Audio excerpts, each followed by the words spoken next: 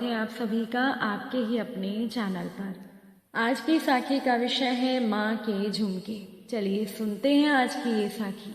साथ संगत जी, राधा माता पिता की मृत्यु के बाद पहली बार रक्षाबंधन पर मायके जा रही थी।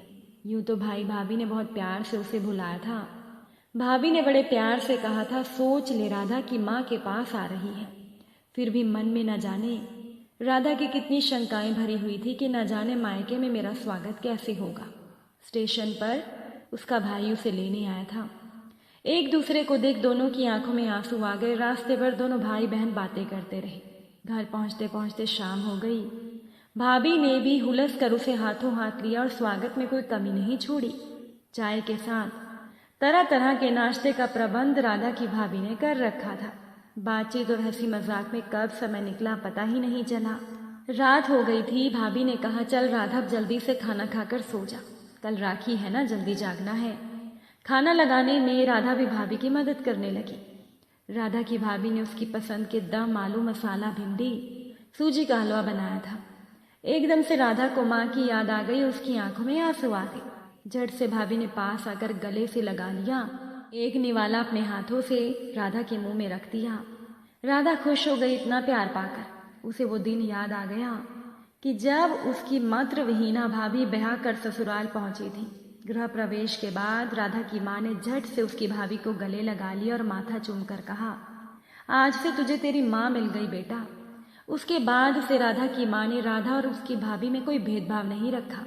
राधा की माँ थी ही इतनी ममतामयी कि उनके दिल से ममता के अलावा कुछ निकलता ही नहीं था। पर नियति भी कभी कभी इतनी कठोर हो जाती है जो किसी का सुख नहीं देख पाती। कितना बुरा दिन था जिस दिन पता चला कि राधा की माँ को कैंसर है, वो भी अंतिम अवस्था।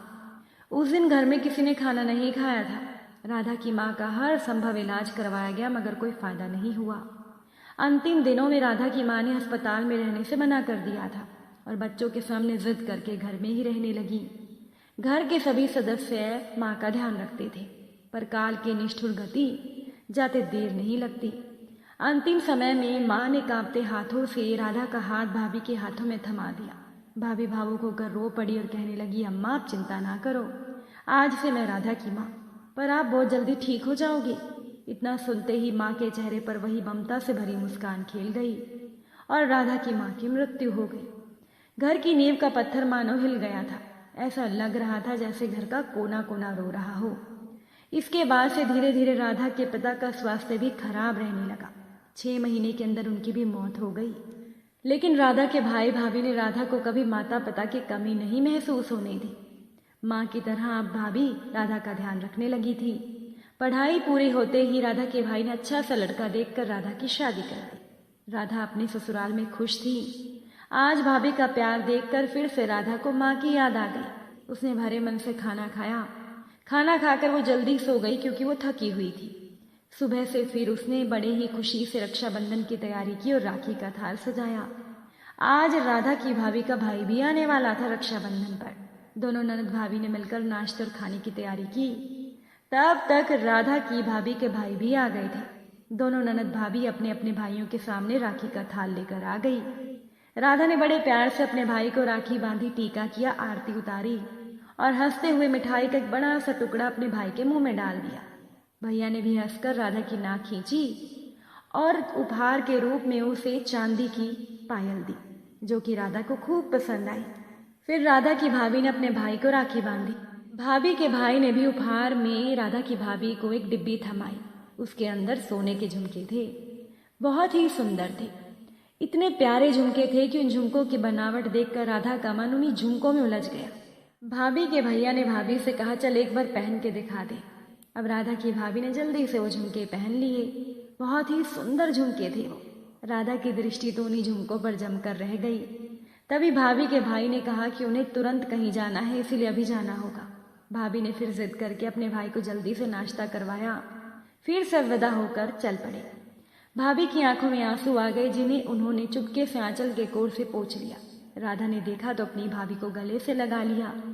इस पर राधा की भाभी हंस दी और सब अंदर आ गए और इसके बाद राधा का भाई भी अपने ऑफिस में चला गया। अब राधा और उसकी भाभी खाना खाने बैठ गई।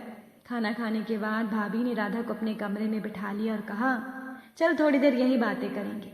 दोनों ननद भाभी बातें करने लगे। बातें करते करते ही राधा की भाभी ने अपने कानों से वो झुमके उतार दिए। ये देखकर राधा ने कहा, भाभी झुमके उतार क्यों रही हो? भाभी ने मुस्कुरा कर कहा, अरे ये झुमके इतने भारी हैं, इन्हें पहनकर मुझसे काम नहीं होगा, अब सीधे तीज के दिन पहनूंगी। फिर उन्होंने उठकर झुमके अपनी अलमारी के अंदर रख दिए। वो झुमके थे ही इतने सुंदर कि रह रह कर राधा का ध्यान उन्हीं झुमकों पर जा रहा था। एक बार राधा का मन हुआ कि वो भाभी से झुमके मांग ले, पर भाभी को उसके भाई ने उपहार में दिए थे। राधा ने सोचा, मैं कैसे मांग लूं? अब राधा की भाभी बातें करने लगी। अब वो भाभी थकी तो हुई ही थी, धीरे धीरे उनकी आंख लग गई। राधा धीरे से उठी। उसका मन हुआ कि वो एक बार झुमके निकाल कर देखे। अचानक से उसके मन ने सोचा, चल राधा उठा ले झुमके, भाभी तो सोई है, भाभी को क्या पता लगेगा। अब राधा के ऊपर कुमती ने अपना सम्मोहन कर दिया था। राधा ने बड़ी सावधानी से भाभी के सिरहाने से अलमारी की चाबी निकाली और अलमारी खोलकर झुमकों की डिब्बी अपने कमरे में रख ली और चाबी को वापस भाभी के सिरहाने रख दिया। इसके बाद वो कमरे से निकल गई। खूब संभाल कर उसने झुमके अपने सूटकेस में सभी कपड़ों के नीचे रख दिए। लेकिन राधा के मन में अपराध बोध जागृत होने लगा। तरह तरह के बुरे विचार उसके मन में आने लगे और राधा अपने मन को समझाने की कोशिश करने लगी। थोड़ी देर के बाद राधा की भाभी जाग गई। उनके व्यवहार से लग रहा था जैसे उन्हें कुछ पता नहीं है। पूरे दिन बातें करते हुए निकल गया। शाम को राधा का भाई भी आ गया। रात को खाने के बाद राधा अपने कमरे में सोने के लिए तो गई, लेकिन अपराध बोध का नाग फिर से उसके सर पर चढ़कर बैठ गया। वो सोना तो चाह रही थी, लेकिन उसे नींद नहीं आ रही थी। बार बार उसके मन में यही विचार आ रहा था कि जिस भाभी ने मुझे माँ की तरह प्यार दिया, मैं उसी के साथ धोखा कर रही